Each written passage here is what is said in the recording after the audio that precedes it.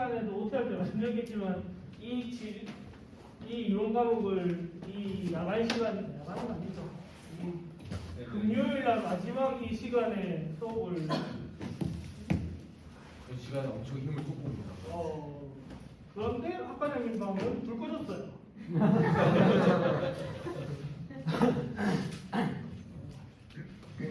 저보고 잘하라고 하고 가라 소리겠죠. 한때 이게 수업은 원래는 이제 교재를 주로 활용하려고 생각을 하고 있는데 이게 계속 교재로 하다 보니까 제가 이 교재를 쓴 거는 다른 학교에서 저번 학기부터 주로 써봤고 원래는 교재가 마음에 드는 게 없어가지고 이 여러 교재를 가지고 그냥 파일을 만들어서 쓰기는 했었거든요. 그래서 파일을 가지고 있긴 해요. 네. 근데 저를 뭐 한 학기 보셔서 알겠지만 쓸데없이 자료 양이 좀 많습니다. 제 욕심에 이거 포기를 못 해가지고 녹화 눌러주세요. 나중에 녹화 눌러주세요. 그래서 이거를 프린트 하실 분들은 추천하지 않습니다. 이게 1년짜리로 제가 안경테 렌즈 책 한 권을 가지고 만든 거기 때문에 PPT 슬라이드가 300개가 넘습니다. 출력하실 분들은 비추천입니다. 4장씩 해도 100장 넘게 나와요. 책 있으니까 책 내용이 대부분이니까 그걸 요약해 놓은 거니까 출력하실 분들은 비추천이니까 웬만 하지 마세요. 그냥 쓸데없는 돈 쓰지 말고. 이거는 제가 만들었던 이유는 컬러로 보면 좋아서 만든 거니까 출력하면 컬러로 보는 거 아니잖아. 집에서 할 거 아닙니까? 그래서 이런 식으로 나오는데 이건 지금 제가 배경을 없앴거든요. 프린트하라고. 그래서 이런 식으로 그냥 글자가 나오는 거고 혹시나 이거를 만약에 PDF로 PDF가 아니죠. 태블릿으로 보겠다라고 하면 이게 깔끔하다 싶으면 제가 이걸 올려드릴 거고요. 원래 배경이 있었거든요. 칠판에 배경이 있었거든요. 근데 그거를 블랙으로 뽑으면 까맣게 나와서 제가 날린 거거든요. 배경을 날린 거예요. 그래서 뭔가 필요하시다면 드리는 거에 뭐 상관없습니다. 어차피 이것도 제 머릿속에 나온 건 아니니까 책을 다 제가 보고 정리해서 만든 거니까. 그래서 여기 개수가 저기 위에 보이는 부분 있죠. 322개입니다. 책이랑 똑같이 거의 똑같을 겁니다. 책 페이지보다 많아요. 이 책 나오기 전에부터 만든 거라서 자료를 만든 거라서 그래서 제가 함부로 교환을 안 올려놓은 이유는 그 마음은 그냥 올려놓으면 다 뽑을 것 같아서 많습니다. 그래서 프린트 태블릿으로 쓰실 분들한테는 어떻게 문제가 있냐면 뽑을 사람들한테 뽑아서 그렇게 이득 셀 건 없을 것 같아요. 올려는 놓겠지만 출력하는 건 의미 없다. 책값보다 더 비싸게 나올 겁니다. 하지 마세요.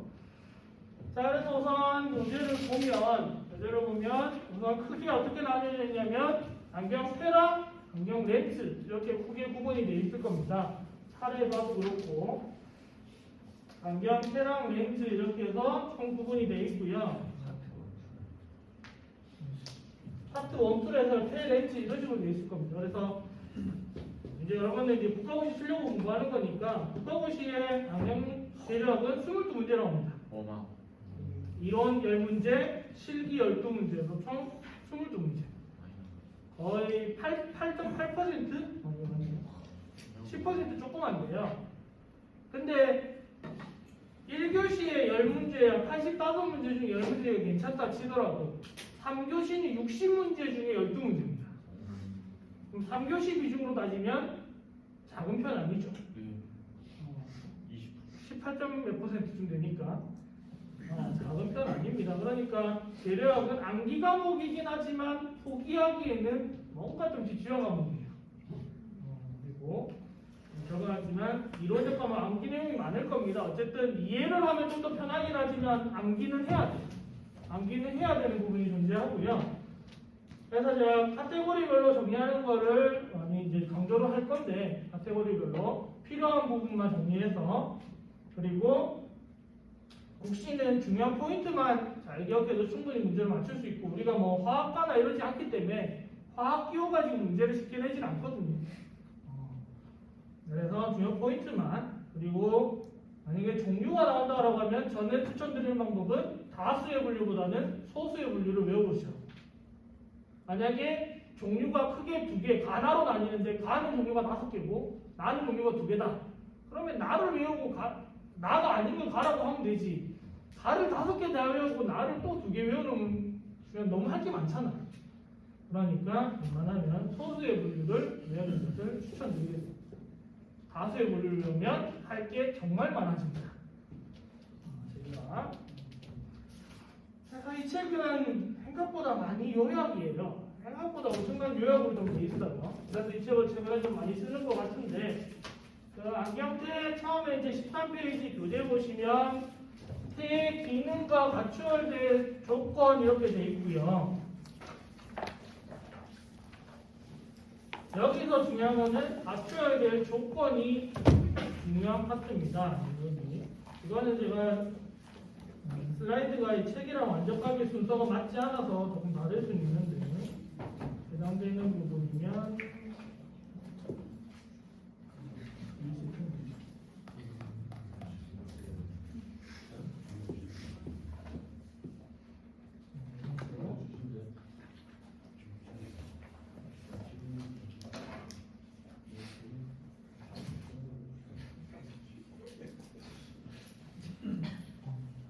그래서 갖춰야 될 요건 보시면 내용은 뭐 1번부터 동그라미 5번까지 있지만 생각보다 어려운 내용은 없어요. 우리가 안경테 딱 쓴다고 생각했을 때 첫 번째 받을 느낌 생각하면 우선 가벼워야 될 거고요.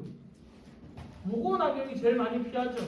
가벼우면 될 거고 모양이 예쁘면 될 거고요. 그 다음에 썼는데 탈이 안 나야죠.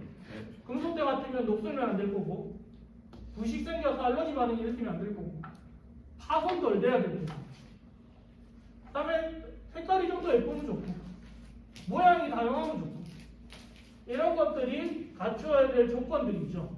그러니까 이 지금 갖추어야 될 조건 5가지가 나와 있는데 이거는 실제 국시에도 이렇게 나옵니다. 나오는데 여기 5가지 내용 읽어보면 안 외워도 충분히 맞는 말이잖아요. 이거는 그냥 우리가 안경테 생각하면 누구나 알 수 있을 만한 얘기거든요. 그러니까 이런 부분은 중요하지만 안 보셔도 굳이 따로 안 보셔도 되는 부분이고 우리 실기부가 건너뛰기가 조금 돼 있긴 하지만 그 다음에 이제 태 나눈다고 하면 슬라이드를 띄워놓으면 헷갈리겠네요. 네, 이렇게 나뉘겠죠. 분류가 금속태냐 비금속이냐라고 나뉠 겁니다. 그러니까 금속이냐 아니냐입니다. 14페이지에 나와 있는 거 보면 금속이냐 비금속이냐 이렇게 나뉘는데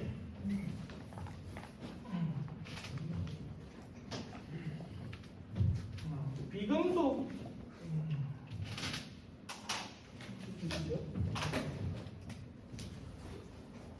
비금속이 있고요. 금속 이렇게 존재하고요. 비금속이라고 하면 우리가 흔하게 플라스틱이라고 하는 거. 안경원에서 뿔테라고 얘기하는 걸 얘기합니다. 뿔테라고 얘기합니다. TRP도 마찬가지고 뿔테라고 얘기하는 애들 여기에 없는데 자 이렇게 된 애들이 있고 금속태가 있는데 금속태도 2가지로 나눕니다. 이 책에도 나오지만 귀금속이냐 비금속이냐로 나눕니다. 여기서 비금속이란 말은 비싼 거, 값어치 있는 거죠. 어떤 종류냐? 안경에도 찾을 필요 없고 여러분 몸으로 보시면 되죠. 손가락에 있거나 목에 있거나 팔목에 있거나 발목에 있는 것들 반지, 팔찌에 쓰는 금, 은 이런 애들이 다 비금속에 들어갑니다. 안경테로는 볼 일은 거의 없죠. 안경테로 만들어져 있는 비금속이라고 하면 18K 합금밖에 없고 18K밖에 없으니까 그거 말고 뭐 이리듐, 오스듐 이런 애들이 있는데 그 반도체 만들 때 쓰는 애들 있잖아요. 그런 애들이 다 기한금속이고 나머지는 다 여기 저렴한 비금속에 들어가는데 안경테로 주로 쓰이는 애들은 다 비금속입니다. 안경테로 주로 나오는 애들은 다 비금속. 여기에 보시면 구리 들어갈 거고요. 니켈 있을 거고요. 이거 2개는 저렴한 저가형의 금속태에 있죠. 한 안경원에서 판매가 그러니까 정찰가로 붙은 거 10만 원 이하 안경테들, 금속태들. 얘로 구성이 많이 되어 있고, 다음에 얘보다 조금 비싸지면 누구로 가냐면 티타늄으로 가죠. 현재 안경원에서 금속체 중에 엄청난 흥행을 갖고 있는 베타티타늄, 그다음에 형상기업 이런 애들. 그것 빼고는 나머지는 안경 소재로는 별로 등장하는 게 없습니다. 쟤들은 나머지 뭐 알루미늄이나 마그네슘이나 이런 애들은 언제 볼 수 있냐? 이런 애들로 만들어진 안경테들은 언제 볼 수 있냐면 디옥스 같은 데 가면 볼 수 있습니다. 안경 디자인 박물관 같은 데 가면 얘로 만들어낸 게 공개는 시키지만 안경원에서는 거의 없죠. 지금 이 마그네슘 합금은 여기 나와 있는 모든 금속 합금들 중에 합금 중에 가장 가볍다라고 해서 광고는 엄청 하지만 실제 안경 만들어 놓은 거 보면 엄청 무겁습니다. 왜? 얇게 못 만듭니다. 그리고 단점이 피팅이 안 됩니다. 얇은 판으로 두껍게 나오기 때문에 피팅하는 게 굉장히 어렵습니다. 그러니까 안경원에서는 안 쓰죠. 가격이 싼 것도 아니에요. 예전에 백화점에서 한 군데 본 적이 있는데 뭐 한 60몇만 원 하니까 그 돈을 가지고 그렇게 쓰지는 않을 것 같습니다. 제가 봐도. 그러니까 종류는 이렇게 많지만 실제 우리한테 쓰이는 거는 티타늄 안경테가 대부분. 그 다음에 요즘은 스테인리스 안경테도 나오잖아요. 스테인리스 안경테 꽤 나와요. 편하고. 그래서 이런 거. 그러면 이 종류 많은 것들 중에 지금 플라스틱 팁도 아니죠. 열 가속성이냐 열 경화성이냐 이렇게 나뉘고, 그 다음에 부가적으로 붙을 수 있는 게 동물성, 탄소 이렇게 있죠. 탄소는 솔직히 안경원에서 보기 힘들어요. 거의 없어요. 그 다음에 동물태는 있죠. 백화점 같은 데 가면 동물성 안경테 있습니다. 귀갑테, 거북이 등껍질을 만든 거. 그거랑 무쏘 뿔테, 무쏘 뿔로 만든 거. 메이커 이름은 혼이라고 되어 있습니다. 혼이라고 한자로 되어 있는 거. 귀갑테는 가격이 한 2천만 원 이상 할 거고요. 싼 거는 500에서 비싼 건 1000 이상. 그냥 제일 비싼 거는 3,000몇백만 원 정도 있습니다. 그런 거는 보이면 도망가시는 게 맞습니다. 잘못 만들어서 깨면. 그 다음에 무쏘 뿔테 혼 같은 경우는 판매가가 380에서 500 사이. 피팅은 굉장히 어렵고 온도에 굉장히 민감하고, 그러니까 그런 것들 잘 없죠. 그래서 실제로 국시에서도 얘들은 잘 안 나와요. 그러면 종류가 많은 것들 중에서 우리가 실제로 국시를 중요하게 생각하고 외우라고 하면 열 가소성과 열 경화성만 보시면 되는데, 이 열 경화성 중에서도 에폭시만 우리가 보시면 돼요. 나머지는 안경테 소재가 아닙니다. 안경테 소재는 아닙니다. 열 경화성의 소재에는 들어가지만 안경테로 만들어낸 소재는 아니에요. 접착제거나 이런 데 쓰이는 거기 때문에 우리 소재가 아니에요. 그러니까 저는 나오진 않습니다. 세부 설명은 뒤에 가서 다시 할 거고, 우선 14페이지 있는 걸로 쭉 설명하면, 그 다음에 금속체에서는 탄소는 거의 안 나오지만 가끔 한 번씩 이런 거 내용이 있었으니까 나오는 기억만 하자 싶어 정도로 나오는 정도고, 대나무 국시의 언급 자체도 안 되고요. 나무태. 그 다음에 기금속태 잘 안 나오고 실제로. 왜냐면 이 물질가 낼 게 없는 게, 금합금의 특징하면 금은 장점이 뭐 있는가요? 단점 아닌가요? 장점이 있나요? 금의 장점, 비싼 거 말고 재테크 말고요. 부식이 안 된다. 재테크 말고 부식이 안 된다. 또 피부 생체 친화적이라는 말, 이제 재료학에서 결국 생체 친화적이라는 말이 나올 겁니다. 생체 친화적이죠. 금 알러지 있는 사람 제가 아직까지 본 적이 없어요. 쇠 알러지 있는 사람도 꽤 봤지만 금 알러지 있는 사람 아직 못 봤거든요. 제가 아직. 예전에 액세서리 공장에 일할 때도 마찬가지로 금 알러지는 못 봤거든요. 아직. 그러니까 얘는 누구나 써도 상관없는 거잖아요. 그러니까 18개의 금태는 생각보다 문제는 이렇게 없습니다. 왜? 책에도 다 장점밖에 안 나올 겁니다. 단점이라고 하는 게 유력이 비싸다라는 것 빼고는 안 나와요. 비싸다라는 것 빼고는 안 나옵니다. 그러면 언제 나오냐? 나중에 이 태의 18K 합금태에 18K 합금이라고 했는데 안경태의 금이 몇 퍼센트 포함되어 있는지 계산해봐라 라고 하는 문제 종류로 한 문제 정도 나오는 겁니다. 유일한 계산 문제니까 그건 뒤에 풀면 되고 이제 그러면 비금속은 빼고 비금속 중에 니켈 구리죠. 구리가 먼저 있었고 그 다음에 니켈 그 다음에 애들이 업그레이드 버전인데 구리는 뭐 세부 정리가 여러분들이 이제 뭐가 어떻게 조합됐는지를 아셔야겠지만 구리의 가장 큰 단점이 뭡니까? 구리의 색깔은 아시죠? 약간 붉은색으로 옛날 10원짜리 동전 색깔. 옛날 10원짜리 동전 색깔. 구리의 단점은요? 가장 큰 단점. 녹슨다. 부식된다. 안경테로 만들어도 똑같습니다. 안경테로 만들어도 구리가 한 70%씩 들어가기 때문에 70% 이상 들어가기 때문에 녹쓰는 걸 막을 수가 없어요. 그러니까 얘는 만들어가야 굉장히 저가형 안경테밖에 안 되는 겁니다. 한 판매가 3만 원. 그러니까 정찰제 가격표 붙여놓은 게 3만 원. 이런 거 보면 재료에 보시면 뭐 모네, 청동 이런 게 적혀 있을 겁니다. 그 다음에 이제 나온 게 니켈인데 니켈은 구리보다는 부식은 덜 돼요. 대신 니켈은 단점이 또 하나 존재합니다. 니켈의 가장 큰 단점. 피부 트러블이 생기죠. 알러지 피부 가지신 분들은 진짜 찌약입니다. 제가 몸으로 한번 해봤거든요.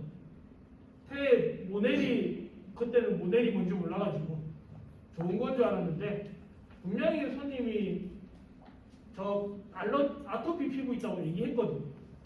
근데 내가 모넬이 뭔지 모르고 판 거예요. 한 3주인가 4주 지나고 얼굴이 완전 뒤집어져서 막 찾아왔어요. 그래서 병원에서 보니까 안경테 때문에 그렇다. 그래서 할 말 없죠. 원인이 다 밝혀졌으니까. 제가 판 것도 맞고 분명히 그 얘기 했는데 제가 몰랐던 것도 맞고 모넬을 찾아보니까 니켈의 합금이라는 것도 맞고 그래서 뭐 미안하다고 그랬죠. 죄송하다고 그러고 그럴 것입니까? 네? 그럴 것입니까? 아니죠. 3개월치 얼굴 갖다 먹었고요. 시럽이랑 손해배상 이래가지고 3개월치 시럽 3개월치인가? 한 800 정도 먹었던 것 같은데 제 잘못이잖아요. 이 순수하게 제 잘못입니다. 본인이 얘기를 안 했으면 몰라도 얘기했는데 제가 안 한 거니까 그 뒤로 재료를 공부했습니다. 얼마에 파시고? 38만 원인가 팔았다가 렌즈가 25만 원이었습니다.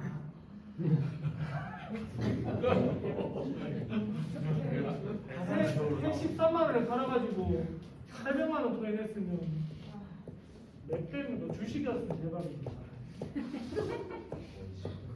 손해를 봤네. 아무튼 그때부터 제가 그때는 저도 안경 생활할 때 재력이 뭐가 필요했냐 생각했거든요.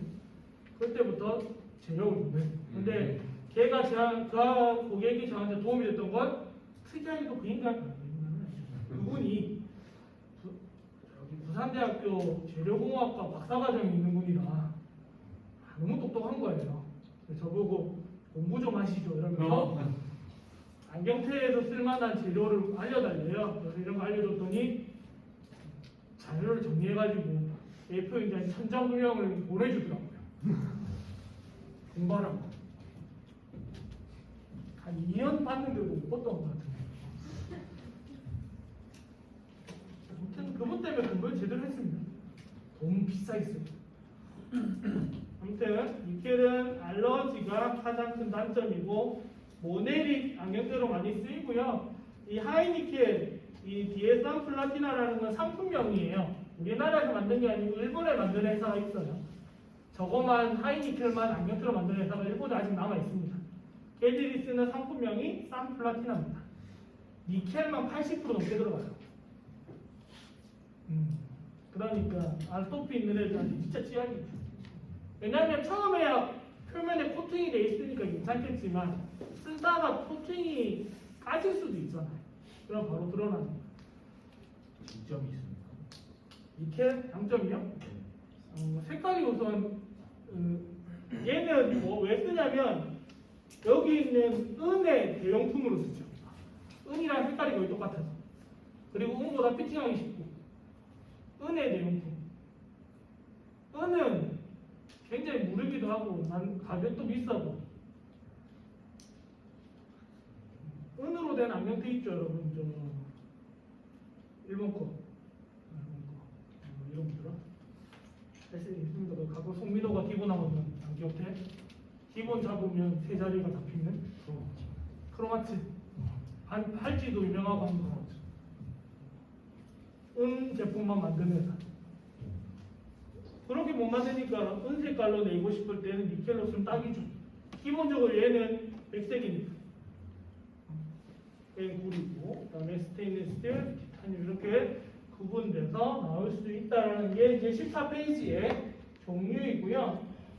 그 15페이지에 나오는 거는 이거죠, 이제 분류하는 거.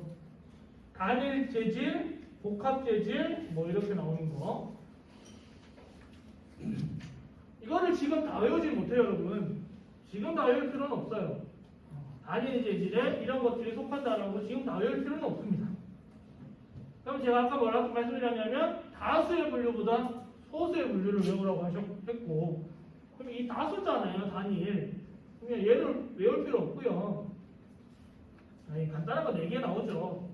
4개인데 이 책에는 3개로 다시 줄여놨어요. 16페이지 보시면 16페이지 복합 재질 콤비네이션 때로 가면 다시 3개로 줄여서 나옵니다. 원래는 3개로 돼야 되는 게 맞는데 옛날 책에서 4개로 돼 있어서 지금 여기는 4개로 돼 있어요. 4개로 돼 있어요. 지금 위에 남아있고 이거 2개가 하나로 합쳐져서 나올 겁니다. 이거 2개가 합쳐져서 그리고 얘가 남아있고 이런 식으로 되어 있습니다.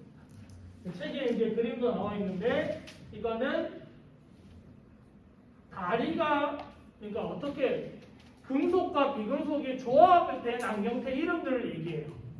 근데 안경은 대부분 그냥 콤비라고 부르고 끝나요. 콤비네이션 안경테라고 부르고 끝나는데 꼭 이 교재에서만 이렇게 세부적으로 부릅니다. 안경원에서 부르는 이름은 2개밖에 없어요. 콤비네이션 아니면 가금테 라고 주로 부르는데 여기서만 보통 이렇게 구분해서 얘기하거든요. 그러니까 이거는 지금 이것도 지금은 외워질 필요 없습니다. 이거 지금 최근 2년간은 국시도 안 나왔고 그러면 3학년 가서 공부하시다가 모의고사 자주 나오고 국시에 나올 것 같다 싶을 때 한 번 정도만 봐주시면 돼요. 내가 지금 안 봐도 되는 건 안 봐도 된다 말씀드리고 봐야 되는 건 또 있으니까 충분히 봐야 될 걸 집중적으로 하도록 할게요. 우선 16페이지의 이름들은 줄 쳐놓으시면 되겠고요. 자, 이 부분이 있다는 거. 복합 재질태에 1번 콤비네이션, 2번 브로우 라인, 3번 서먼트 브로우 이렇게 해서 총 3가지가 나온다. 콤비네이션, 이거 2개가 합쳐진 거, 서먼트 브로우 이렇게 총 3가지. 밑에 그림들도 나와 있어서 콤비네이션은 앞에가 뿔, 다리가 메탈. 그리고 브로우 라인은 밑에만 금속. 일반적으로 안경에서 말하는 가금테를 얘기하겠죠. 그리고 밑에 서먼트 브로우는 다 금속인데요. 여기 윗부분에만 뿔로 이렇게 하나 얹어놓은 거 있죠. 걔를 얘기합니다. 정확하게 표현합니다. 다 끝에 서먼트 10번은 다 금속인데 위에만 이렇게 뿔테 진하게 하나 올려놓은 것들이 있어요. 가끔 안경테 중에 얘를 서먼트 브로우테라고 합니다.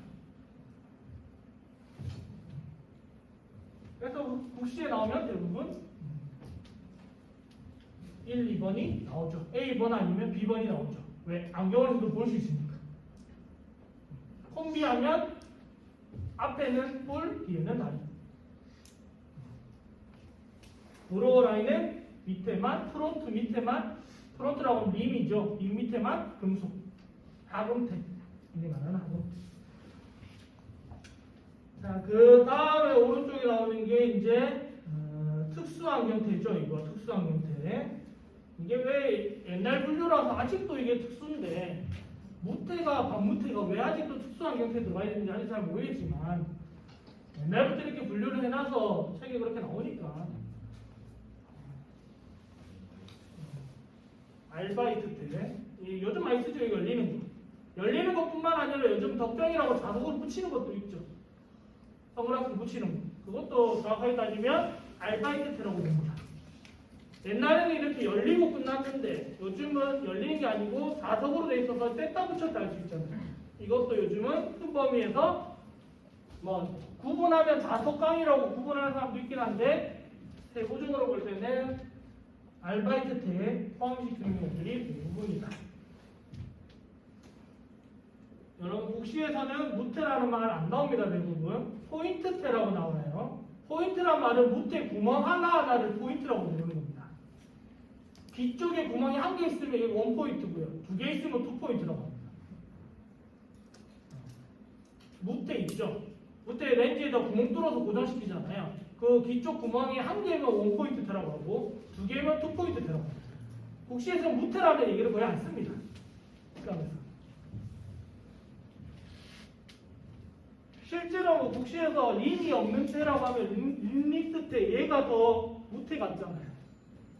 근데 얘는 반무태를 얘기하죠. 그리고 국시에서는 반무태라고 하는 것보다는 실제로는 나일론태라는 얘기를 더 많이 듣게 될 겁니다. 왜? 반무태 고정시킬 때 밑에 줄이 나일론 줄이잖아요. 그래서 나일론태. 아직까지 새 줄은 없죠. 저 책에는. 세심으로 된 반무태는 책에는 없습니다. 책에는 림리스트가 무태라고 돼요. 이 책에 림리스트가 무태라고 돼 있어요. 네. 네. 단어를 수정. 저거는 제가 한 번 더 확인해 보겠지만 아마 책이 틀렸을 가능성이 클 겁니다. 지금 왜냐하면 책이 틀렸지 않다면 이 책만 그 단어를 그렇게 쓸 겁니다. 이게 왜냐면 그러니까 제가 정리한 거는 뭐 제가 맞다는 게 아니고 제가 정리한 자료는 주는 교수 국시원에 들어가시는 교수들이 가장 많이 보는 가장 기본이 되는 재료학 책 있죠. 안경과학 하면 한분희 교수가 쓴 안경과학 책처럼 바이블 되는 책이 하나씩은 있어요. 이 책을 기준으로 만든 거기 때문에 그 책도 최근 버전이 있거든요. 거기서도 계속 리미스트는 반무태라고 언급이 되어 있습니다. 이거는 제가 한 번 더 확인해보고 제가 틀렸으면 수정하면 되는 거니까 저는 지금 말씀드리겠습니다. 아무튼 대부분 나일론태라고 더 언급이 많이 될 거고요. 알바이트는 덮경같이 붙여서 쓰는 거. 저는 소재 과목 시간을 많이 듣죠. 계산 많이 할 거고 좀 있으면 배우실 겁니다. 근데 이제 우리는 일상에서는 알바이트를 선글라스 용도로만 쓰죠. 도수 쓰고 앞에 선글라스 렌즈 끼워서 쓰잖아요. 조제과목 책에는 선글라스 용은 하나도 없고요. 뒤에 렌즈는 근용이고 앞에 덮어서 원용으로 이렇게 쓰는 걸 나오거든요. 그러니까 우리가 쓰는 거랑 좀 다른 걸 보게 되니까 조금 괴리감이라는 건 있겠죠. 일상에서는 그렇게 안 쓰는 거예요. 그걸 계산하게 될 거고 슬립 폴더는 보통 접는 거 하면 대표적인 게 어르신들 돋보기 할아버지들 여기 허리춤에 이렇게 접어서 안경테 타고 다니잖아요. 그거 접히는 프리즘테는 왜 여기 들어가는지 솔직히 모르겠습니다. 이거는 그거 있잖아요, 여러분. 누워서 천장 프리즘 들어가가지고 잔망경 원리로 만들어 놓은 거 책에도 그림 있죠. 17페이지에 프리즘테 F 벌려 있는 거. 이게 왜 우리가 종교를 배워야 되는지 솔직히 잘 모르겠는데 이거는 제가 있고요.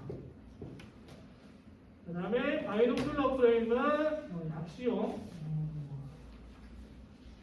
이것도 굳이 안 보셔도 상관없고 여기서 가끔 시험 문제 나온다면 포인트 태가 한번 나오거나 안 나오거나 이렇게 될 거예요. 그래서 종류는 적혀 있으니까 이런 거구나 체크하시면 될 거고 그 다음에 이제 있는 게 책에 나오는 8페이지에 있는 빨리 넘어갈 건 빨리 넘어갈게요. 천천히 하고 다리 모양에 따른 건 대부분 우리가 쓰는 거는 반걸개죠. 뒤에 반쯤 걸리는 거. 이런 식으로 꺾여 있는 거 있잖아요. 뒤에 반중 걸리는 거. 이게 대표적인 거죠. 이거고요. 이거는 그러니까 시험에 나오지 않습니다. 이건 너무 일반적인데 나올 일 없고요. 만약에 다리 모양으로 국시 나온다면 케이블 다리가 나옵니다.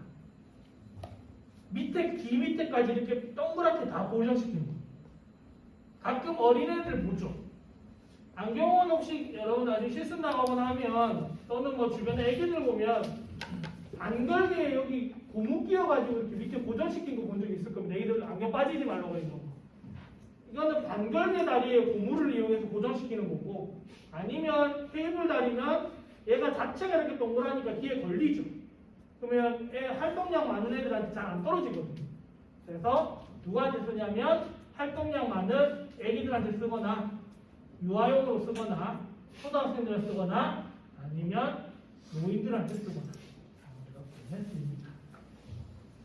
재작년에 국시에 나올 때 어린이용으로 적합 어린이용 또는 노안용으로 적합한 태와 렌즈의 조합으로 옳은 것은 이라는 문제가 나온 적이 있어요. 혹시 태는 당연히 티타늄이었을 거고요.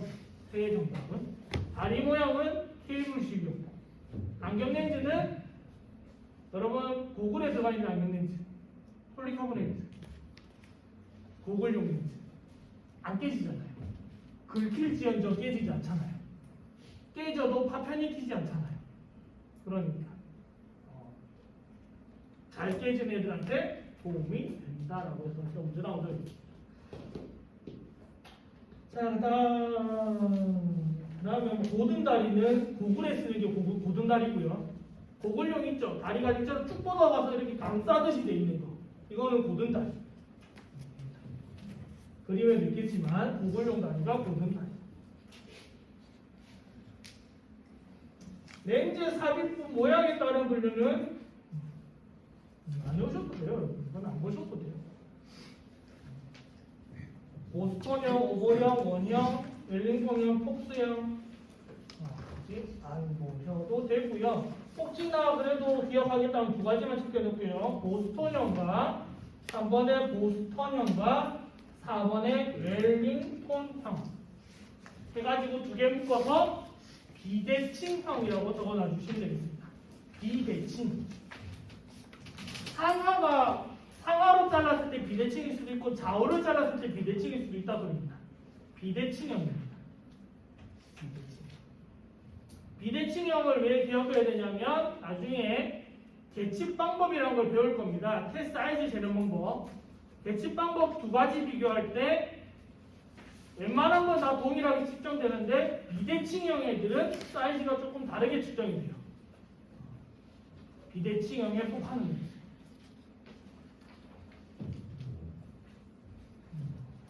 그 다음에 얼굴형에 따른 안경테의 선택은 이거는 그냥 보면 읽으면 되는 거죠. 이건 외울 수는 없어요. 이거 외워가지고 저도 1년차 때 안경을 팔아봤는데 적용하지 못합니다. 여러분. 자 이제 중요한 거 나오네요. 그 다음 페이지 이제 시간이 쓰이기 시작하는 안경테 부품의 명칭과 기능.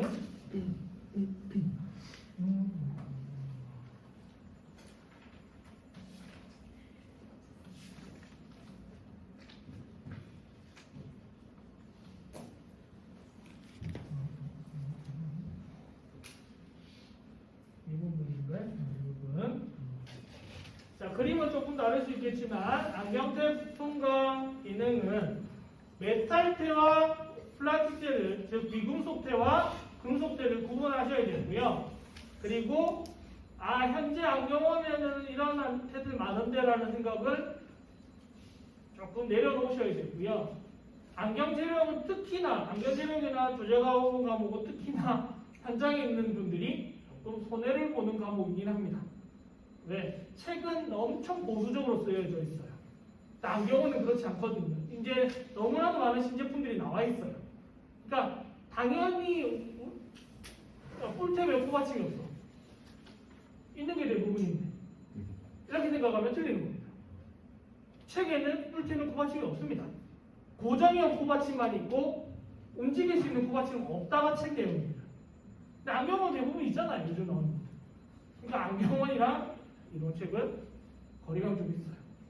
그러니까 한번 보셔야 되고, 자 이거는 그림에 보이는 거는 메탈테고요. 책에도 메탈테가 있지만, 자 완부 명칭을 알아야죠. 여러분 책에 있는 22페이지 위에 그림을 보시면 1번이 이 부분이죠. 이 동그랗게 되어 있는 부분 1번이 동그랗게 되어 있는 부분 1번이죠. 이게 뭐냐면 렌즈 삽입부라고 하죠. 렌즈 삽입부라고 하고, 만약에 한 글자로 나온다면 림이라고 나올 수도 있습니다. 림이라고 나올 수도 있습니다.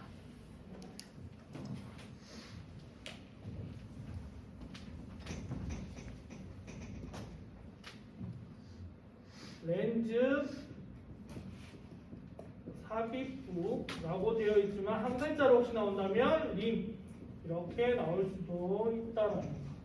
림의 형상 이렇게 나올 수도 있습니다. 자, 그 다음에 두 번째가 이제 여기 나와 있는, 여기 책에는 1번으로 나와 있는 브릿지죠. 영어로 브릿지고 한글화용어로 쓰면 연결부죠.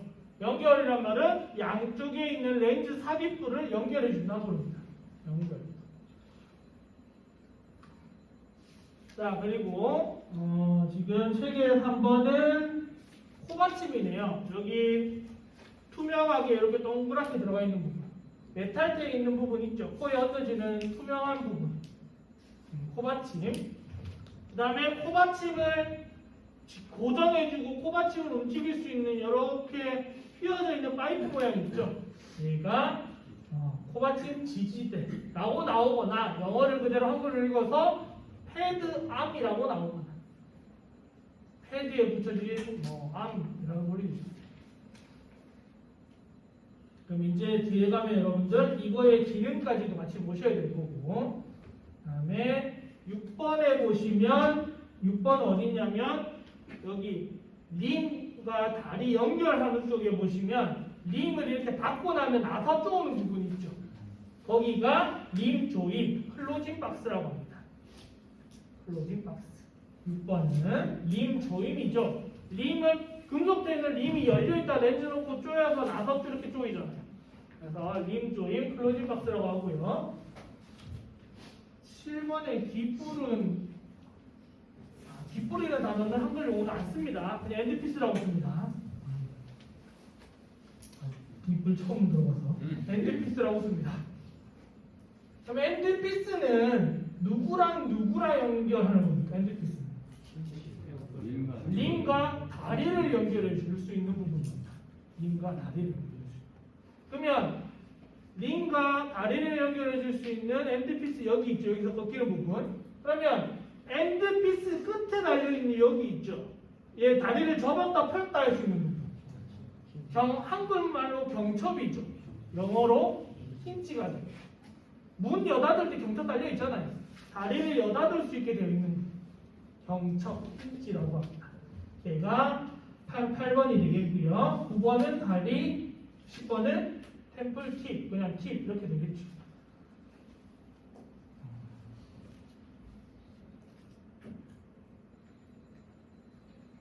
그러면 이 그림 중이나 여러분 책에 있는 그림 1번부터 10번 중에 메탈테에는 있지만 금속테에 없는 건 뭐 있습니까?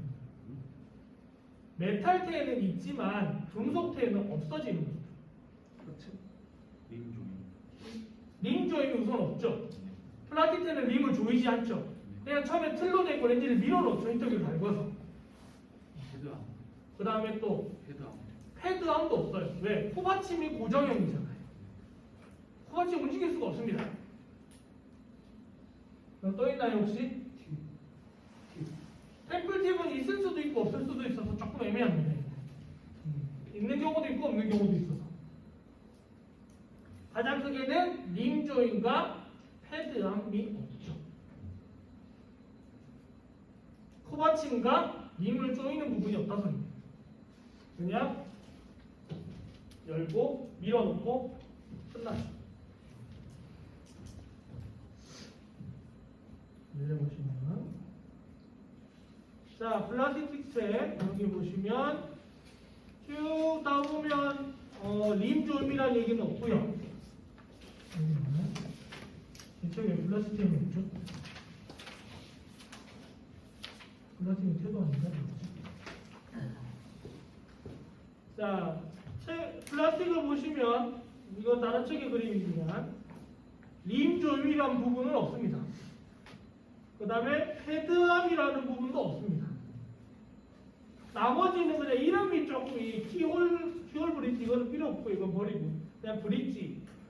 그 다음에 렌즈 쉐입 얘가 렌즈 삽입부니까 림이니까 넘어가죠. 코받침 고정형 코받침은 있긴 있잖아요. 움직이지 못할 뿐이지. 코받침이 없다는 말은 아니에요. 코받침은 있어요. 패드함이 없는 거예요. 그 다음에 뭐 다른 건 다 똑같잖아요. 다른 건 다 똑같고 템플 팁은 조금 애매해서 시험에 잘 안 나옵니다. 두 개를 구분할 때 제일 많이 쓰는 게 패드함과 림조 이 부분.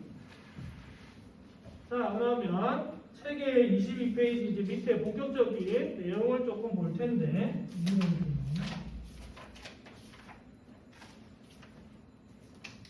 이게 어디 나올지 모르니까 이거 나온 김에 먼저 좀 보고 가겠습니다. 이거는 무태에만 있는 특별한 구조인데요. 무태만 있는. 무태는 뭐가 없냐면 림이 없죠. 렌즈를 지지해 줄 수 있는 부분이 아무것도 없어요. 나사로 그냥 쪼여서 구조가 끝나잖아요. 그래서 무태에만 포인트테라고 하는 무태에만 있는 특이한 구조가 있어서 이 부분을 설명드리면 무태는 이렇게 렌즈 주변을 이렇게 감싸고 있는데 렌즈 측면에 이렇게 쭉 넓게 퍼져 있는 부분이 있고요. 렌즈 측면에 이면에 이렇게 렌즈 옆면으로 이렇게 펴져 얘는 어차피 렌즈는 평상하게 할 거니까 평평할 거니까 측면에 이렇게 붙어 있는 부분이 있고요. 하나 더는 렌즈 앞쪽 면으로 이렇게 나온 부분이 있어요. 여기 끝에는 나사 구멍이 있겠죠. 이렇게 렌즈 앞쪽으로 나오는 부분이 있어요. 그래서 렌즈 측면에 붙어 있다 그래서 우리가 치겹이라고 그러고요. 렌즈 앞쪽에 붙어 있다 그래서 우리가 혀에서 나온 지엽이라고 합니다. 혀 모양을 닮았다고 해서 지엽이라고 합니다. 이 렌즈 앞쪽으로 이렇게 나와 있어서 나사 구멍을 만들어주는 거죠. 이제 지엽이라고 하고요. 여기에다가 볼트와 너트가 있겠죠. 이걸 다 합쳐서 부르는 명칭이 고정금대입니다. 고정금대는 무태에서만, 즉 포인트대에서만 볼 수 있는 특이한 구조가 되겠습니다. 포인트대에서만 볼 수 있습니다.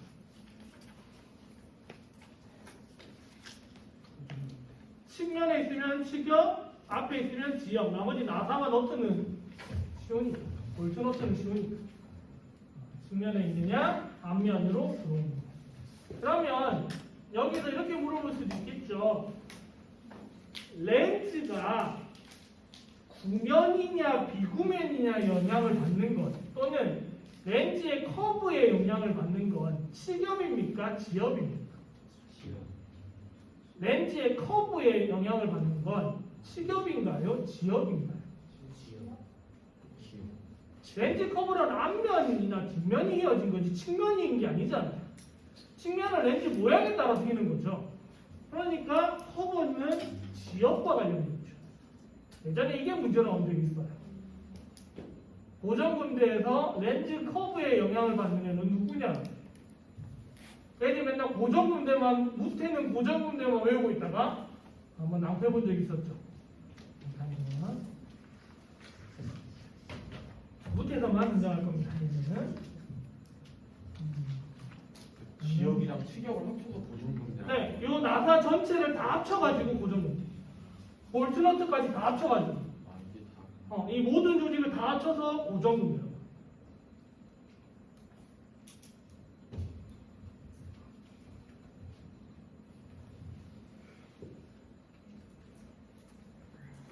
이제 이 내용이 나오죠. 이거는 제가 엄청 요약해 놓은 부분이고, 이거는 책에 있는 부분. 이거는 잠시 쉬었다가 이어서 할게요. 22페이지 밑에 있는 부분은 잠시만 쉬었다가 하겠습니다. 이거는 올려주신 겁니까? 아직 안 올려주신 이거 아직 안 올렸어요. 아예 수업 자료를 아직 아무것도 안 올렸어요. 그래서 그려보고 올릴까 싶은데 어떻게 해야 될지 고민 중이라. 올려주시면 너무 많지 않을까요? 태블릿으로 있고 근데 그분은 안 보는 분들도 있고 책에 있는 내용은 대부분 하긴 할 건데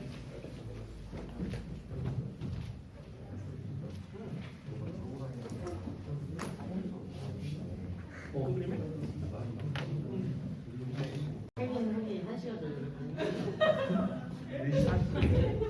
야, 저거는 이거 올라왔어. 뭘 올라? 이건 PDF 올라왔어. PDF 파일 여기 업로드 시켰으니까 필요하신 분 다운받아 쓰세요. 다들 에어드랍 대기. 1주차에 자료에 올려놨으니까 필요하신 분은 정패드.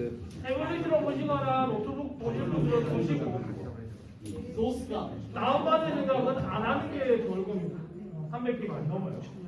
다시 한 번 말씀드리지만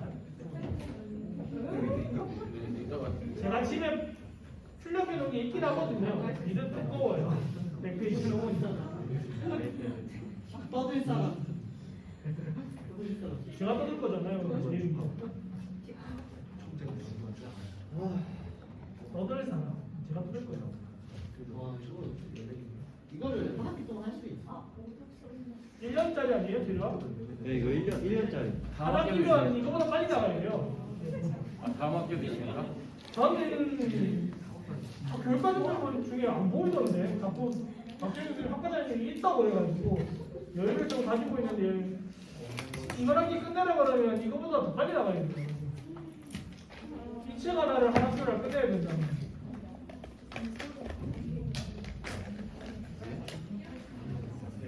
자 필요한 것만 빨리 보고 오늘은 예측을 할 수 있을지 어떨지 모르겠네요. 자, 22페이지 슬라이드는 여기 보시면 될 것 같고요. 책 순서랑은 안 맞아요. 좀 보실 분들은 혹시 찾으면서 앞뒤 왔다 갔다 하는 좀 찾으면서 보셔야 될 거예요. 자, 22페이지에 그림 밑에 보시면 렌즈 삽입부라고 되어 있고 영어로 그냥 림이라고 되어 있을 겁니다. 자, 얘가 하는 역할을 아셔야 되니까 첫 번째 줄에 보시면 렌즈를 고정하고 보호하는 역할을 한다라고 되어 있을 겁니다. 렌즈를 고정하고 보호하는 역할.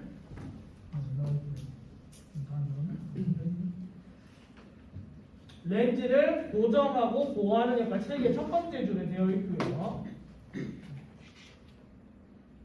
그러니까 림이 하는 역할이 뭐냐라는 건 알아야 되니까 렌즈의 형태를 좌우한다라고 빼고 기능은 알아야 됩니다. 기능은 렌즈를 고정하고 보호하는 역할을 한다. 그 다음에 그 홈 각도와 렌즈의 각도에 따라서 뭐 어떻게 된다라는 왜곡이 생긴다는 건 조제 과목 시간에 나올 거니까 그때 보시고. 그 다음에 23페이지에 연결부 브릿지라고 되어 있고요.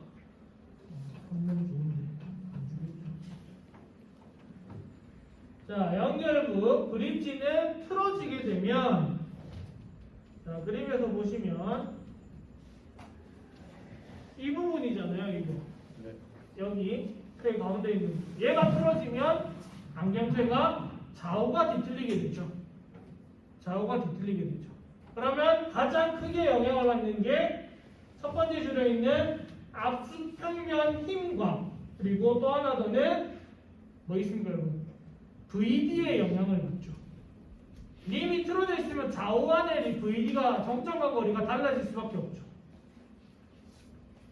정점과 거리가 달라질 수밖에 없습니다. 그래서 이제 압수평면 힘각을 잴 때는 책이 그림에 나와 있겠지만 위에서 내려다 볼 때 전면부가 휘어져 있는 각도라는 게 압수평면 힘각인데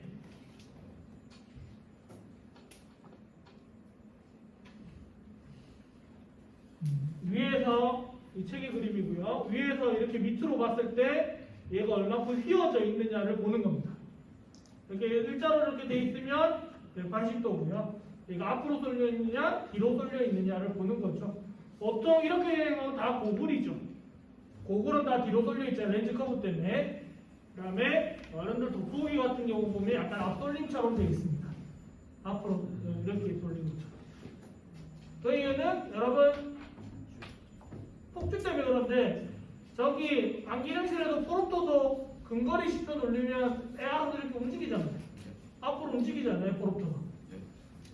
이것도 마찬가지로 앞으로 얘가 움직여야 맞는 거죠. 눈이 폭주할 거니까. 눈이 폭주하는 걸 잡아주기 위해서 근용은 약간 앞돌림 형태로 띄어야 된다.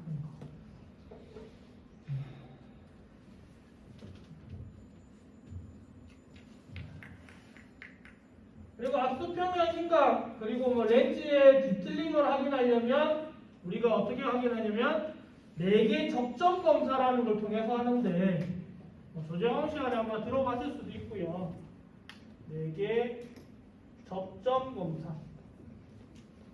그러면 안경테에서 접점은 일자로 닿을 수 있는 부분 4가지를 찾으라 그러면 어디 있냐면 여기 하나, 여기 둘, 여기 양쪽 브릿지에 하나, 둘, 두 개, 총 4가지죠. 그러니까 엔드피스 2군데, 브릿지 2군데에서 총 4가지를 똑같이 다 있는지를 확인해서 얘가 틀어졌는지를 안 틀어졌는지를 확인할 수 있다고 합니다. 그래서 4개의 접점을 가지고 검사한다고 해서 4개의 접점 검사. 4개의 접점 검사라고 합니다. 자세한 내용은 교재가 본 책에 나올 겁니다.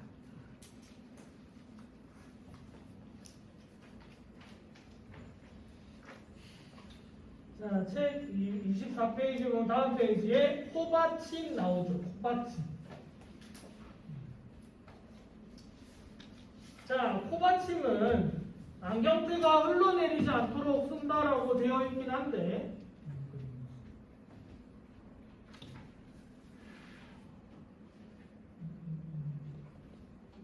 자, 안경에서 가장 무게를 많이 받는 부분이기도 하죠.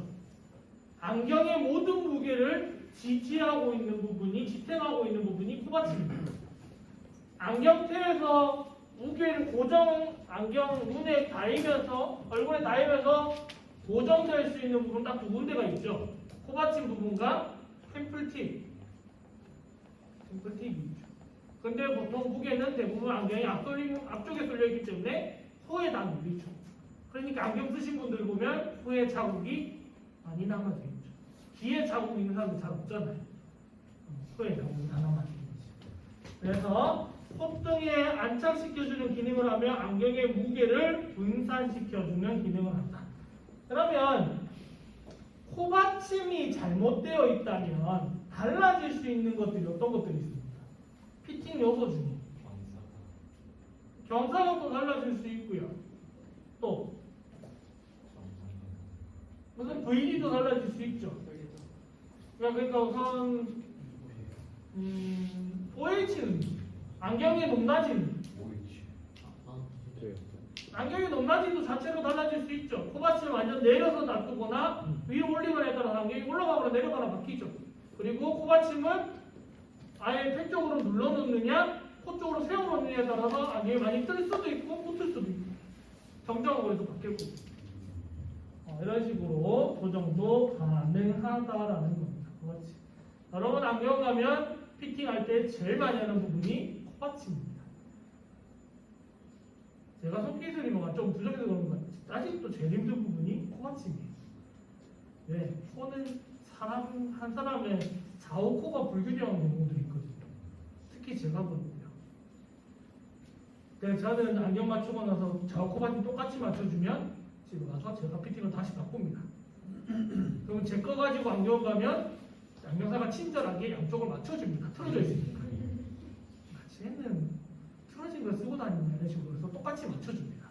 제 코에 맞춰놓은 건데 본인들은 보기 싫으니까 직업병이죠. 그래서 코받침 피팅 저는 그래서 원래는 수업 풀 때나 썼는데 수업할 때 요즘 습기 차가지고. 자, 그 다음에 코받침 지지대고요. 코받침 지지대. 코받침의 역할과 보통 비슷한 역할을 합니다. 코받침의 역할과 코받침 지지대 역할은 크게 차이가 많이 없습니다. 그 다음에 코받침 상자라고 나오는데 영어로 스터드라고 나와 있고요. 이거는 뭐냐면 패드함에서 코받침 연결할 때 그 사각형 있죠. 나사 뽑는 부분. 거기 그 사각형 부분을 스터드라고 해요. 패드함과 패드 노즐 패드를 연결하는 그 사각형이 있죠. 그 코받침 플라스틱 부분이 들어가고 나사를 이렇게 조일 수 있는, 쪼그라 조일 수 있는 부분, 사각형 부분, 조그마한 사각형 부분. 거기를 스터드라고 합니다. 스터드, 코받침 상자. 혹시 메탈 때 쓰고 있으신 분들은 보니까 보시면 알 수 있을 거예요. 그 다음에 림 조임, 딱히 역할 없고요. 림을 조일 수 있다, 고정시킬 수밖에 없다니까. 역할 없고요. 뒷볼. 엔드피스. 엔드피스가 달라지면 뭐가 달라집니까? 엔드피스가 달라지면 다리가 많이 벌어지거나 이렇게 모이거나 하죠. 벌어지거나. 그러면 그런 안경을 썼을 때 달라질 수 있는 피팅 요소는 VD가 달라지죠.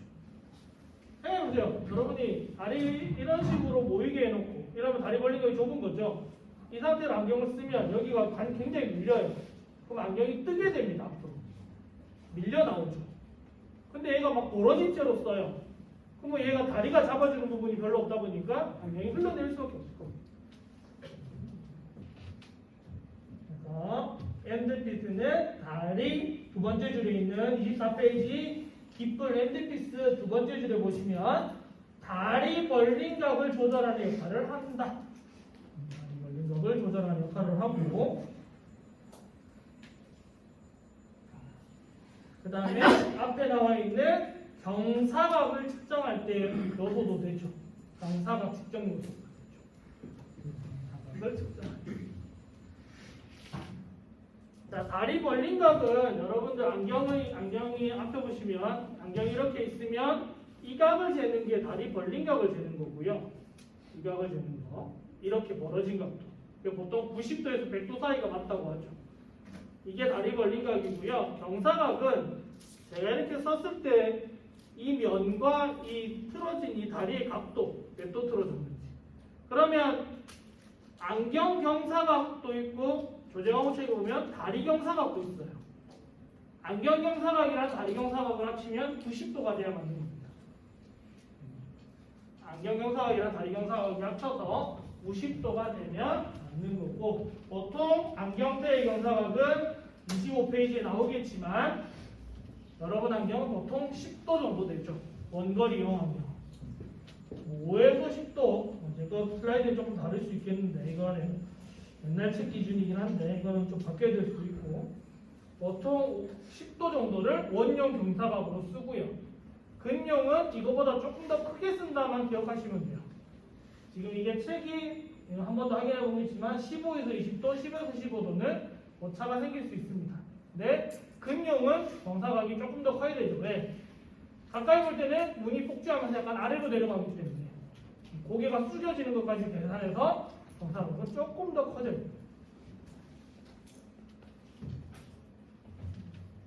좀 더 커져야 된다라는 거. 그 다음에 경첩 힌지는 다리를 접었다 폈다 하는 거니까 다른 기능이 별로 없죠. 접었다 폈다만 잘해주면 되는 거예요. 물론 힌지가 없는 안경테도 있죠. 다리 안 접히는 거. 실루엣 같은 거.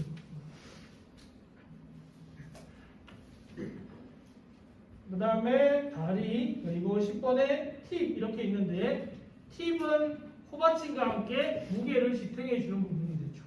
무게죠. 지탱. 안경테의 무게를 지탱해 주는, 버티는 부분. 그러니까 안경을 쓰면 딱 얼굴에 나이는 부분이 두 군데밖에 없잖아요. 코받침, 템플팁. 여기가 나이잖아요. 나머지는 원래 안 나이는 게 맞는 거고, 하부림이 강대에 나인다 이거는 강대가 튀어나왔거나 내가 저처럼 몰살이 많거나 코받침이 없거나 이런 거잖아요. 원래 나이는 게 아니니까. 나이는 부분은 여기와 여기. 이제 이런 거 가지고 이제 피팅 문제를 굉장히 고민해야 되는 게 조제광호 과목입니다. 그래서 템플팁을 짧게 하느냐 길게 하느냐에 따라 안경이 뜰 거냐 내려갈 거냐. 모르겠으면 둘 다 해보면 제일 좋고요. 안 되면 샘플 TV 이렇게 눌러보면 바로 아니까. 짧은 거, 긴 거. 눌러보면 아니까.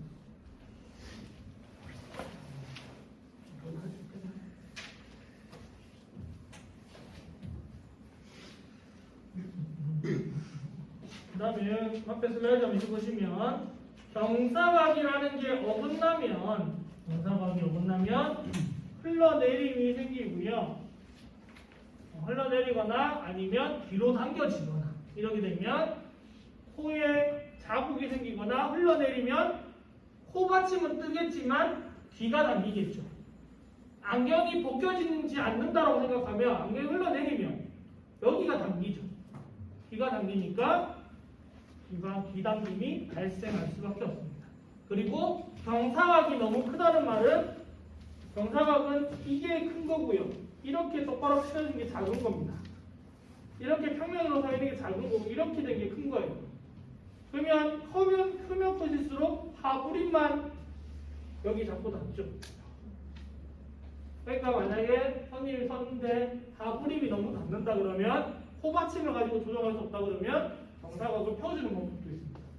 하부림이 너무 닿아.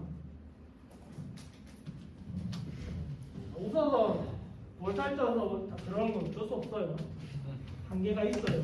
볼살쪄서 그런 거는.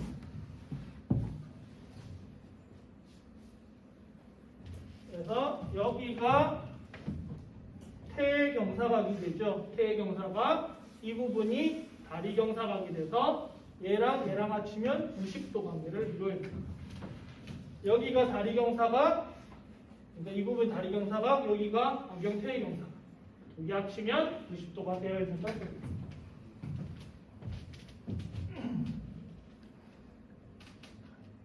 다리경사각. 조장업 책에 나올 거예요. 재료학에는 그 얘기가 안 나오겠지만 앞부평면인가 아까 했던 것 같고요. 코받침 마찬가지고 코받침 떨어지면 이런 식으로 되죠. 안경이 한쪽이 내려가거나 이렇게 되거나 아니면 뭐 붕 떠 있거나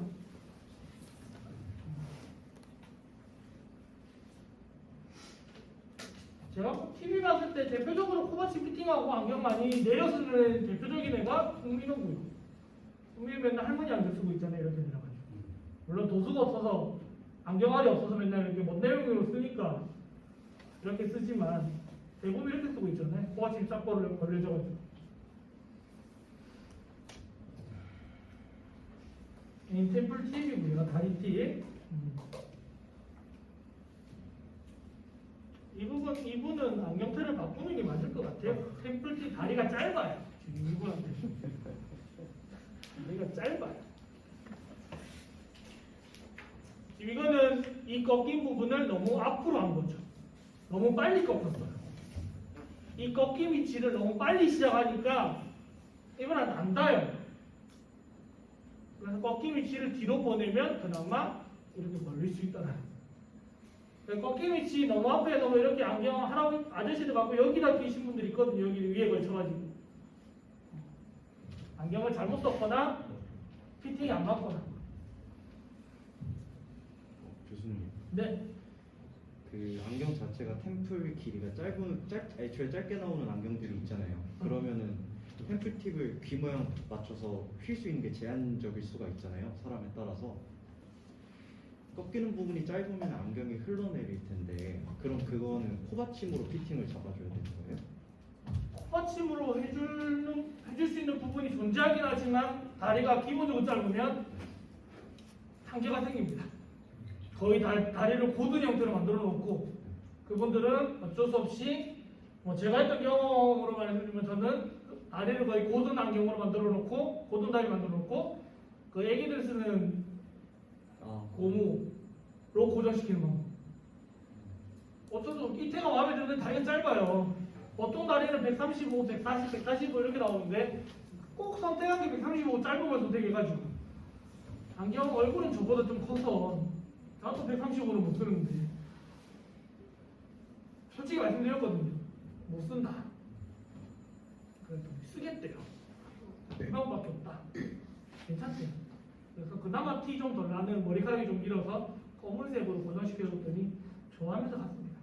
그 부분은 코받침으로 해줄 수 있는 부분이 있긴 하지만 다리가 짧으면 한계치가 분명히 옵니다. 다리를 바꿔줍니다. 아니면 템플 팁을 조금 빼서 설치하되 템플 팁이 없는 경우.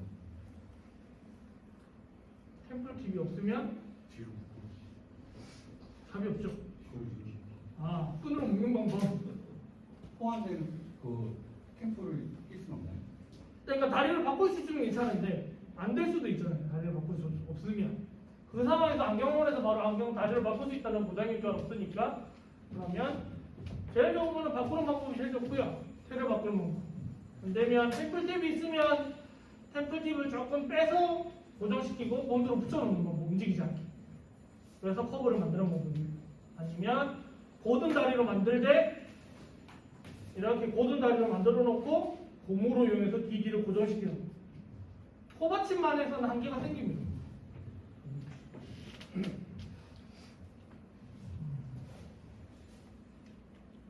자, 이거 하였으면 좀 간단히 맛만 보고 끝낼게요.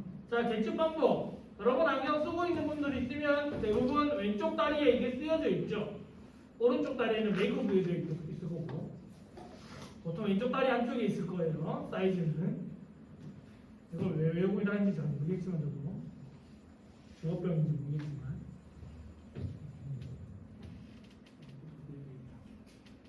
지워지는 경우도 많이 있고요. 가끔은 템플에 브릿지에 쓰여진 사람들도 있어요. 다리에 이런 사이즈들이 적혀져 있습니다. 이때 사이즈라고 적어놔야 되니까 원래 공산품이라고 또 만들 때 사이즈를 공개해야 되는 게 맞는 거니까 사이즈가 공개되어 있죠. 이거는 지금 림 프론트 끝에서 끝까지가 137mm라는 소리입니다. 이거 공개하는 데 잘 없긴 하지만 이렇게 돼 있고 그 다음에 한쪽 림 사이즈는 50, 그 다음에 상하 사이즈도 50이고요. 이거는 브릿지 말이죠. 림과 림 사이 간격이 18mm라는 소리인데 연결로 가지고 18mm라는 소리고 그리고 얘는 지금 템플 사이즈가 다리 길이가 145mm라는 소리입니다. 이 145는 얘를 쭉 폈을 때 길이에요. 꺾어서 잰 게 아니고 쭉 폈을 때. 그리고 대부분 이 길이는 엔드피스부터 재는 게 아니고 경첩 나사근부터 잽니다. 실제 다리부터. 엔드피스는 다리가 아니잖아요. 실제 다리부터 잽니다. 그리고 이 브릿지 18mm는 여러분들이 잘 이해하셔야 하는데 만약에 태가 이렇게 있다고 봤을 때 이런 식으로 있다 봤을 때 여기부터 여기까지의 사이즈를 브릿지 사이즈라고 하잖아요. 근데 얘가 태가 두꺼울 수도 있죠. 뿔테 같은 거. 태가 이렇게 두꺼워요. 두껍다라고 했을 때 여기서 만약에 18mm라고 나온다라는 건 여기서 여기까지 18mm가 아닙니다. 렌즈 들어가는 끝에서 끝까지가 18mm라는 소리입니다. 그러면 여기 빨간 데서부터 여기 빨간 데가 18mm라는 소리입니다. 텍 사이즈가 다 들어가요. 그래서 생각보다 뿔테들 보면 브릿지 사이즈 굉장히 큰 것처럼 적혀있는데 엄청 좁은 경우들이 많거든요. 렌즈 끝에서부터 렌즈 끝까지입니다. 렌즈 들어가는 부분 끝에서 끝까지입니다. 이 메탈테 같은 경우는 얇으니까 몇 미리 차이 안 나서 크게 손해볼 일 없지만 두꺼운 뿔테 같은 경우는 브릿지가 20mm라고 적혀있는데 누가 봐도 20mm밖에 안 되겠어요. 그 나머지 5mm 테 사이즈에 테 두께 들어갑니다. 테 두께 들어갑니다. 그거는 여러분들이 생각을 하셔야 하고요. 그리고 이거는 이렇게 한글로 쓰여질 수도 있어요. 박싱 시스템 기준이다라고 쓰여질 수도 있고 보통 여러분 때에는 지금 27페이지에 교재에 나와 있는 것처럼 이런 식으로 쓰여져 있을 겁니다. 52, 네모, 16 이런 식으로 52, 네모, 16 이런 식으로 되어 있을 거고 제일 끝에 다리 사이즈 이렇게 쓰여 있고 끝에 하나 더 있죠. 다리 사이즈가. 그래서 앞에가 I 사이즈, 연결부 사이즈, 샘플 사이즈. 이렇게 총 세 가지로 되어 있고 가운데가 네모로 되어 있으면 박싱 시스템으로 쟀다. 이렇게 보통 슬롯이나 X자 이렇게 되어 있으면 빼기도 마찬가지고 빼기 요즘 빼기까지 세 가지가 데이터 라인 시스템으로 쟀다는 겁니다. 근데 뭘로 재느냐에 따라서 사이즈 차이가 날 수 있는데 아까 앞에 말씀드렸던 비대칭, 특히 좌우 비대칭형에서는 사이즈 차이가 납니다. 좌우 비대칭. 그리고 또 하나 더는 이거의 자세한 설명은 다음 시간에 제가 할게요. 이것까지 설명드리고 마칠 텐데 우리나라에 현재 나와 있는 우리나라에 이제 들어와서 판매되고 있는 자동 옥스기는 전부 텍 사이즈를 읽을 때 박싱 시스템으로만 있습니다. 근데 만약에 태가 손님이 외국에서 사온다. 근데 텍 사이즈가 데이터 라인으로 사이즈가 출정이 되어 있다. 라고 했으면 다시 측정해서 세야 될 경우도 생깁니다. 만약에 태가 크고 렌즈가 빡빡하게 들어갈 것 같아요. 그럼 들어갈지 안 들어갈지 사이즈만 보고 잴 수가 없잖아요. 그러면 태에 있는 사이즈만 보고 쟀는데 알고 보니까 측정 방법이 다른 거예요. 오차 생길 수 있습니다. 그리고 우리나라에 있는 그 옥스기는 전부 다 가장 합리적으로 많이 쓴다 표준이라고 등록되어 있는 얘를 기준으로 측정하게 되어 있습니다. 그러니까 안 맞는 경우도 생겨요. 그러니까 뭐 가끔 안경을 흔히 말하는 태갈이라고 하죠. 렌즈 살리면서 태만 바꿔서 쓰는 경우. 안경 쓰다가 태가 깨져가지고 이 안경 모양 최대한 살리면서 태를 바꾸는 경우들. 이런 경우들에서 태 기계상을 익히고나 이러면 이 사이즈를 읽어주니까 오차가 생길 수도 있죠. 그러니까 옥스기는 얘로 읽어주는 거고 얘가 실제로 잰 거는 태에 적혀 있는 건 얘라고 하면 차이가 날 수 있어요. 자, 이거 나중에 응용하는 것 중에 밑에 방법 보면 안경에서 최소 렌즈 직경구할 때 이 방법을 이걸 수치를 읽거든요. 근데 최소 렌즈 직경구할 때 이건지 모르고 이걸로 다 불러서 계산 다 했는데 봤더니 사이즈가 작을 수도 있죠. 오차가 생길 수도 있어요. 그러니까 대부분 박싱으로 나오지만 가끔 이런 몇몇 나라들이 있어요. 대표적인 프랑스가 진짜 끝까지 박싱을 데이터를 고집하는 나라. 프랑스 제품들 끝까지 데이터입니다. 알아서 니들이 알아서 해봅니다. 자기들은 이걸로 잴 거니까 비싼 거 사서 쓰려면 알아서 하고. 그리고 뭐 유명한 제품 중에 프랑스 건 아니지만 실루엣도 마찬가지. 실루엣 제품도 대부분 요즘 잘 모르겠는데 한동안에 계속 데이터로 나와서 사이즈가 나와서 렌즈를 바꾸는 케이스들이 굉장히 많았어. 이거를 알고 있을 필요는 있죠. 이거에 대한 자세한 내용, 측정 방법과 이거를 어떻게 응용할 건지에 대한 내용은 다음 주에 설명하도록 하고요. 벌써 5시 반이니까 오늘은 조금 일찍 정리하도록 하겠습니다. 질문요? 질문? 그래요. 브릿지가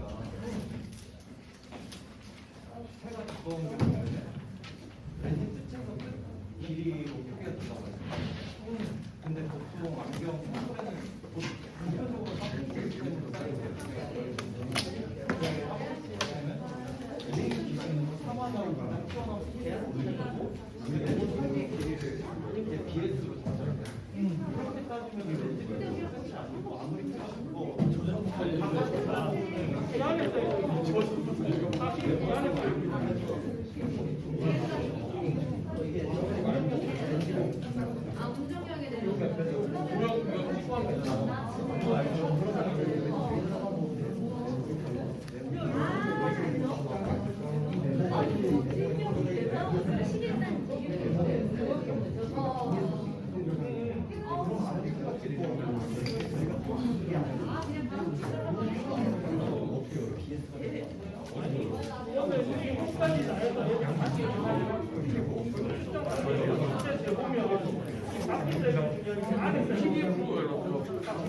처음에 여기서 이제 PDF 아니면 마켓에 이 무게가 얼마나 되는지 PDF 만약에 통일을 오늘 열 거야.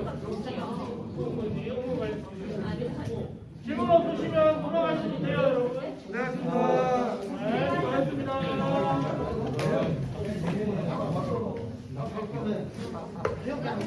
다 열심히 안 돼요.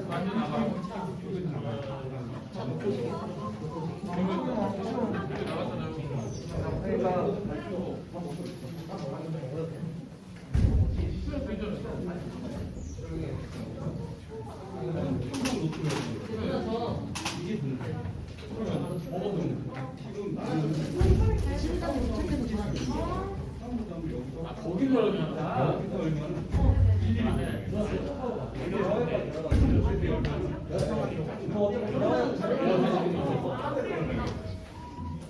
어,